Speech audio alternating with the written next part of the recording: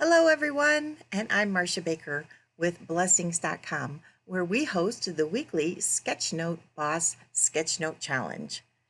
If you haven't already subscribed, if you just click on that little button below, that would be awesome.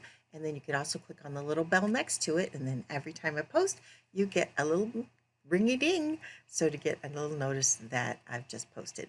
And I just love for you to join us on this challenge.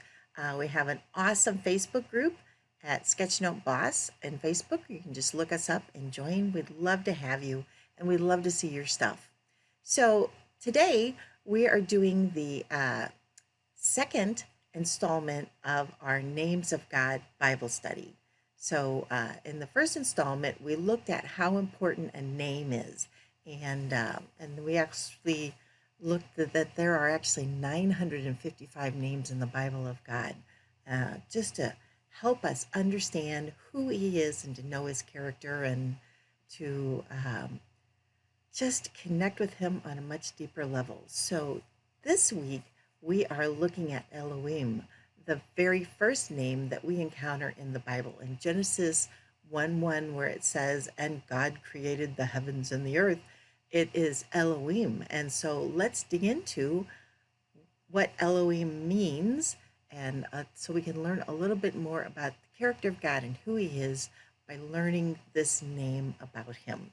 So, um, so just to let you know how I got started in Elohim is, I had this Bible, and everybody's name tag at the end of church would end up on this Bible. It's actually my son's Bible. And it just sort of hit me that I wonder if God showed up. Okay, I know God's always there, He's omnipresent. But if He walked in the door and they said, here, have a name tag, what name would He put on that? And so today He would put on Elohim. Of course, for you, He'd put on the name that you needed most that day. Anyway, so because He's always there and He wants the best for you. Psalm 138:8. God will accomplish what concerns us. So the creator of the universe is interested in every little mundane detail of your life. And so reach out to Him and pray often. But today we're going to look at Elohim, the creator, from Genesis 1:1. And El is the singular form, which means the one true God, or the God of gods, or the creator.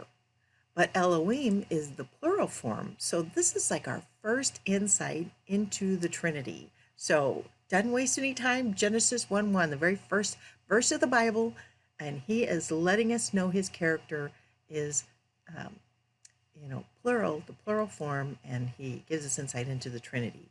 Elohim is actually used over 2,500 times in the Bible.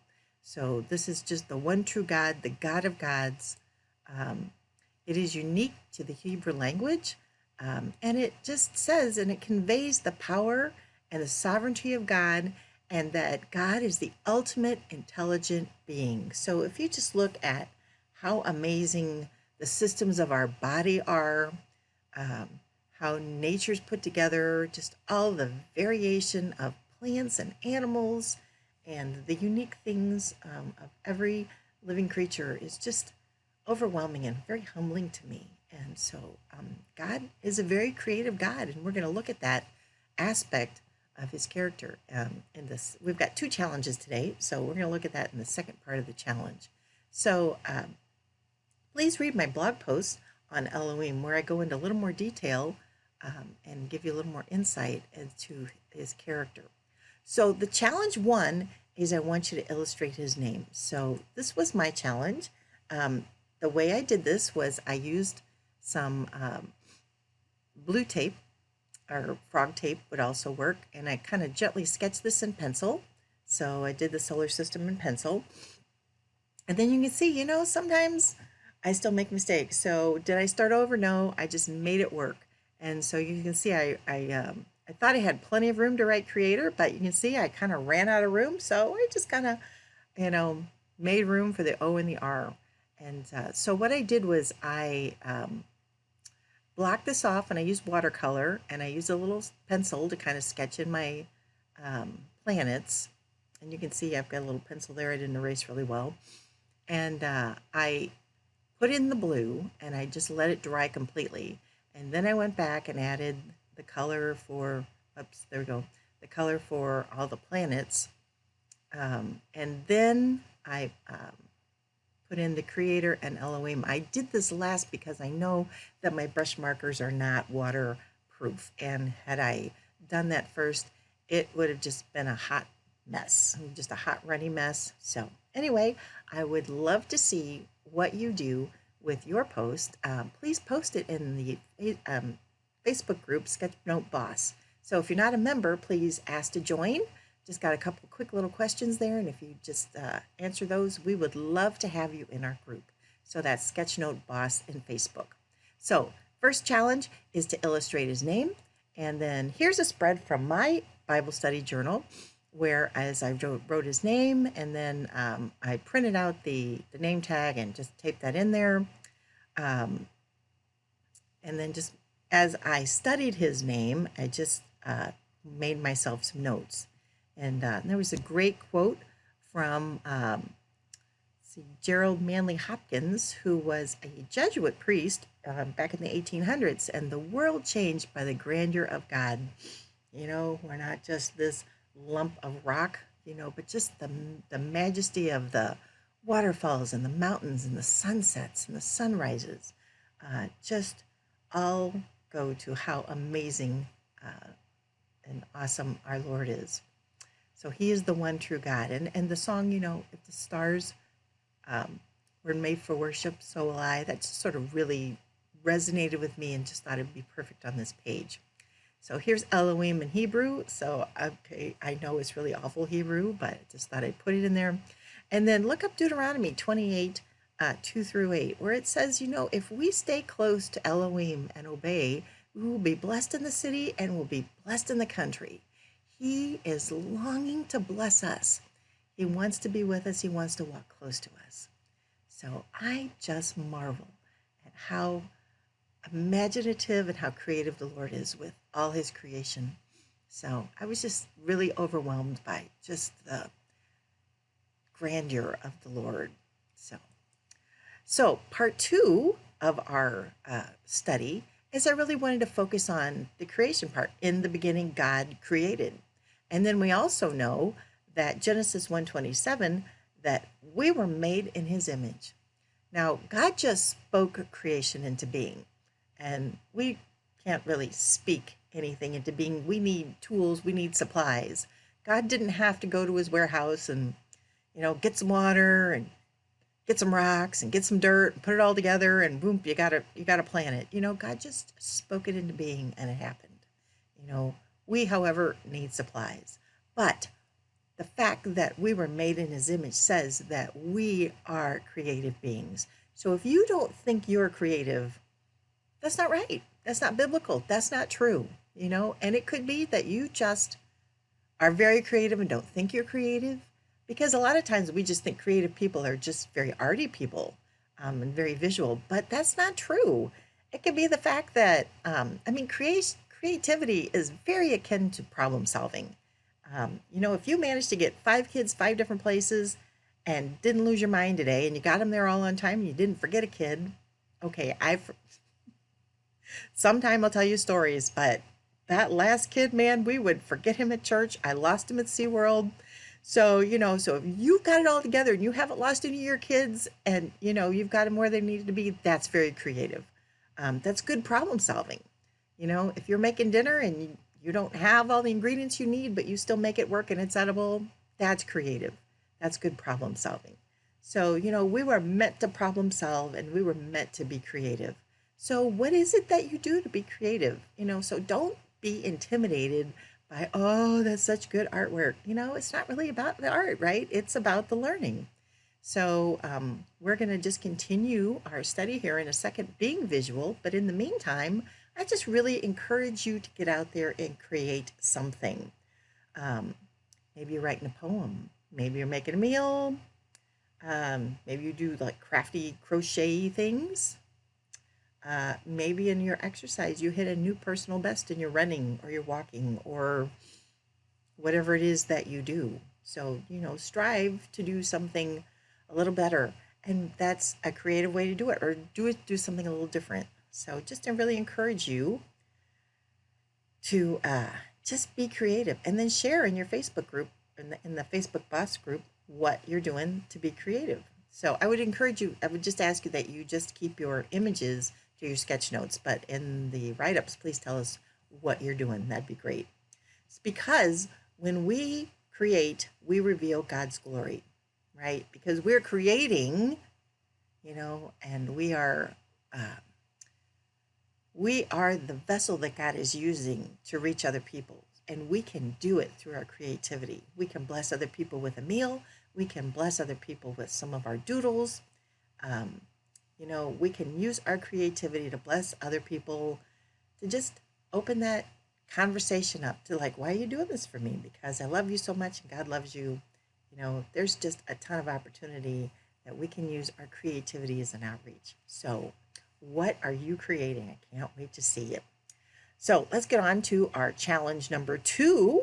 So after you illustrate his name, put that in your journal, then the second part of your challenge is to do the icons for the creation story for Genesis chapter 1. So this is what I came up with on the next page of my journal. So, and then I'll show you how I did that. But see, I just blocked out the days, right? All 7 days. And then here's what it's looked like kind of in process. So you can see I kind of put, the first thing I did before, probably should have taken more pictures here, but I just kind of laid it all out in pencil where my days were going to be. And then the creation story, I kind of just put that up there in pencil.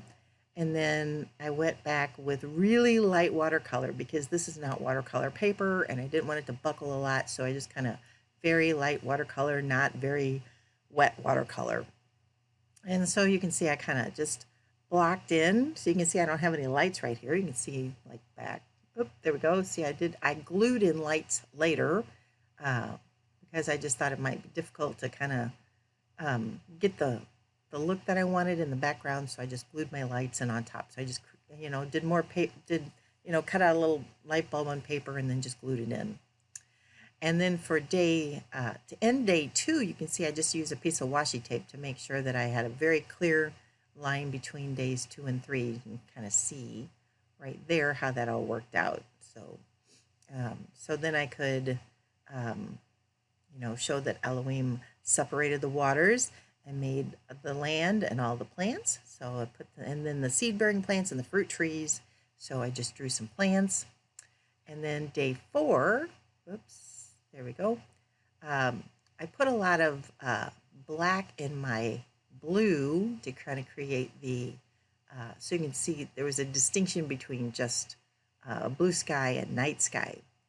And then I drew birds in the air. There's my little scribble bird. So if you've done that 21-day challenge, you know how to do those scribble birds now. And then I drew some fish. And then on day 6, I drew some animals. And day 7th, we just rested. So there's my little coffee cup with my little foo-foo coffee, which actually I don't drink coffee at all. But that's okay.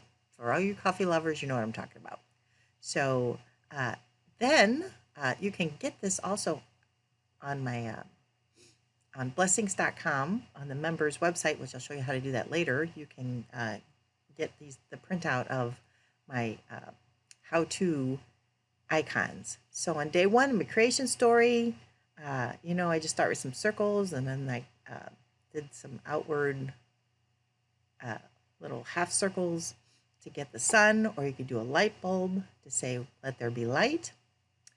And then on day 2, I made some clouds, which are just half circles again, inverted. And you can see that I have overlapped them. So you can see this is behind this is behind this, kind of create some depth there. And then you can see that I offset. So really, day 2 is just a bunch of half circles.